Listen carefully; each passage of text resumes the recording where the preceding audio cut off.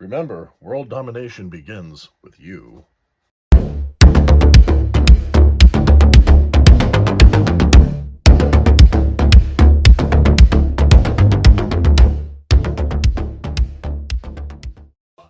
Make sure to press the like button, smash the subscribe button, and guess what?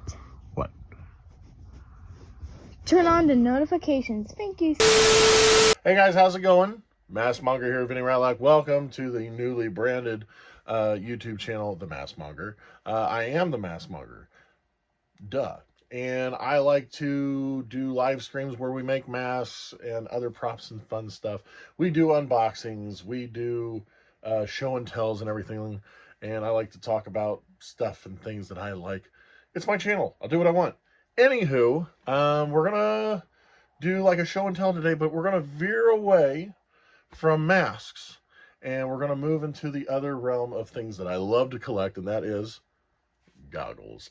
So if any of you guys knew anything about me over the course of God knows how long, you'll know that I was very much into a musical artist that went by the name of Dr. Steele. And that's what he looks like. Kind of see a resemblance, right? Now, the funny thing is, when I first discovered him, one of the things I liked is I discovered him through a different group called the Mad Clowns, who I met through Transworld in Rosemont, Illinois, years ago. I think it was like 2003 or 4. I went to their website and I clicked on links. And when I was looking at links, one of the links was the Dr. Steele site. And as I went there, I was checking everything out. And I clicked on samples of his music and stuff, and he did a cover of Inspector Gadget, and I absolutely loved it. And right after that, the next song I listened to was Drop the Bomb, or Drop Da Bomb. I believe it was Drop Da Bomb. And I liked it so much that I actually ended up making it my intro when I was wrestling at the time. So I like full on was dedicating all kinds of stuff to being like a huge fan of his and stuff. A lot of people are like, "Oh, you're just trying to be Dr. Steele." But the funny thing is, if you guys know anything about me, I was wearing chops and this, God knows when. Matter of fact, here, let me talk about how long ago. This is my senior picture. There it is. There's the chops. There's the soul patch. So I've been rocking that look, and I've been wearing goggles since I was like 5 or 6 years old. Anywho, as I was doing that and, trying to, one of the things he was asking for is he wanted people to help spread, kind of like what I do. I ask you guys to get more people to know who I am. That's why I ask, especially if you're new here and you're checking this out, please like, share, comment, subscribe, join my Patreon, join our Discord, all kinds of different stuff. And he was kind of doing the same thing. And so I became a toy soldier and went out of my way to do plugs and trying to get his name here and there. And what I ended up doing was I talked to a person at Hot Topic. At the time, Hot Topic was really into promoting mindless self-indulgence. If you guys know anything about mindless self-indulgence, they're very here and there and everywhere with their music. I know there's been some issues as of recent. Well, not recent. It's been a couple years running with Jimmy Urine and some nasty diddle stuff. But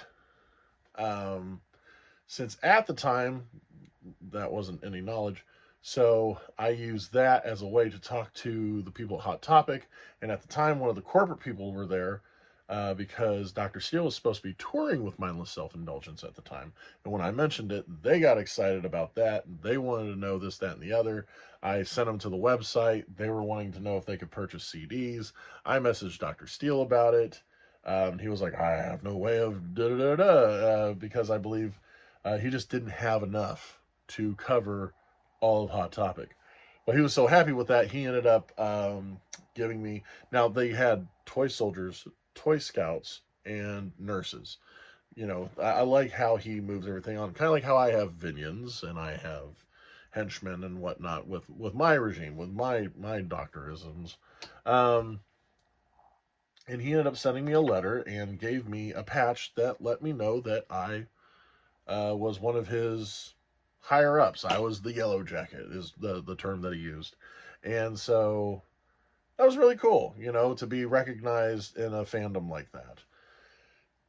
So while that lasted, there was only like three handfuls of yellow jackets the whole time.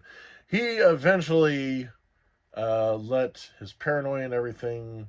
People were saying he was super paranoid, and had anxiety issues and everything like that. And some fan decided to let a stalkerish other fan, know his whereabouts, like home. And so that was the story I got, and that's why he ended up quitting, because it became very stressful for him. So he ended up. People found out who he was later. He ended up letting people know he was Ryan Vernon, and he tried to do something new with it was like Vernon and Manchester or something like that, and you could clearly tell who he was, and he eventually ends up fully admitting to it in one of the videos. But one of the things that was iconic, not only was it the chin strap into the soul patch, chrome dome, lab coat, and all that, he wore goggles, but not just any goggles. He wore these 1912 to 20 Wilson safety goggles. Now, back in the day, goggles, anything that was considered an eye protectant were goggles. They didn't always have to have the eye cups or anything like that. They were calling them goggles if they were just like regular glasses too. Um, but he had a specific pair, and I was hunting and hunting and hunting and hunting, and I found out another toy soldier actually had it, and I ended up doing a trade with him because when Hot Topic was interested, Dr. Steele ended up sending me several posters for a performance that he was doing at the Key Club in California. And so I did the trade with him, and now I still have him. But the issue I have with him is something else to be brought up. And here they are right now. Boom, look at these. These are the very much the Wilson. I believe these are the 1912 ones. You can even see, I don't know if you can tell or not, but right there is the Wilson name on it. They even have little W's. I don't know if you can see that either. But there's little W's on the lens. Oh, there's my Zoid Sweetie. Um, but wearing this time over time, a lot of wear and tear has happened, and I've tried to do repairs, but so you can see right here, there's a break because they're supposed to fold in. I've glued that almost completely. I've glued that shut. I've resined it. So it's been falling apart on me, and I really would love to find somebody that would be able to somehow fix these for me, and it would be awesome. Um, but I do. I love these glasses. Even though he's not performing anymore, I still listen to his music. I'll still watch some of his stuff. He was very much an inspiration for a lot of my creativity and everything. And then even after he left, I kind of took the reins a little bit and became a bit of a red scientist myself. So the only reason why I haven't been wearing them so much is for the fact that, with the brakes and everything on them. However, if I ever come across some money, some extra money to throw around, I will look into getting these hopefully repaired. And because I love them, I want to start wearing them again. And you'll see a lot of my old uh, promos and stuff that I do a couple years back. I always wore these guys. These were great. But I currently just have them up on a shelf with some of my other goggles and eyewear. That's back in that little area right there. So there you have it. Or if any of you know somebody that would actually know how to fix this, but like part of the metal is like completely broken off. Um, that guy's, eh, I don't know. More than likely, I'll never find somebody that'll be able to fix these because the whole thing folded in, and these fold in the front. They're so cool. I'd love to actually try to find a case for them. more of the original style. But you know, until all that can happen, I just put it up and look at them and be happy of just having a pair like these. I mean, these things are over 100 years old. Because even if they were, I believe these are the 1912s, but if they're the 1920s, it's still 105 years old, which is amazing to have something at this age in this condition. I wish it was better condition, but the condition it's in is still not bad. So there you guys have it. There's a little piece of my history and my collection. I hope you guys enjoyed this. And if you haven't yet, go ahead, get on YouTube, type up Dr. Steele. However, if you want to know the Dr. Steele that I was listening to, you want to look at just Dr. Steele. There's another person that's going by Dr. Steele, does the full look, the white lab coat and everything, and he is Dr. Tiberius Steele.